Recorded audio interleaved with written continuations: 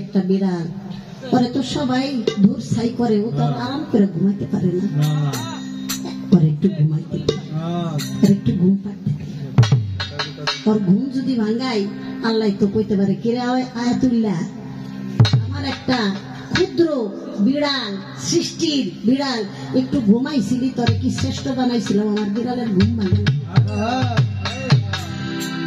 কি বাবা সকল সৃষ্টির সেবা করতে। আর গুরুর দরবারে যার দিকে তাকাবেন তাকে আপনার সেই গুরু জ্ঞান। গুরুর দরবারে একটা গাছ, তার প্রতি আপনার একটা সম্মান প্রদর্শন করতে হবে, কারণ এই গাছটা যদি গুরুর না চিনে গুরুর বাড়ি হইল কে? কোনোভাবে না কোনোভাবে ওই আসামির কাতার পড়ে গেছে, তারপরও গুরুর দরবারটা ঠিকই মনে রাখছে।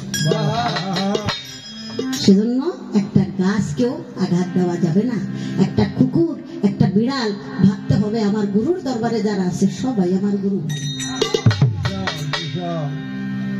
এক গুরু এক ভক্তকে স্বপ্নে দেখাইছিল যে কিরে গুরু ভাইরে মারলি কেন?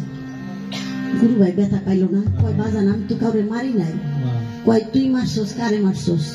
একটা কুকুর বারবার খালি দরবারের দিকে চাইয়া থাকে আর দরবারের সামনে খাড়ায় থাকে, তো ভক্তরা আইলে রাগ করে না, এই জন্য কুকুরটারে আমি কয়েকটা বাড়ি দিছি।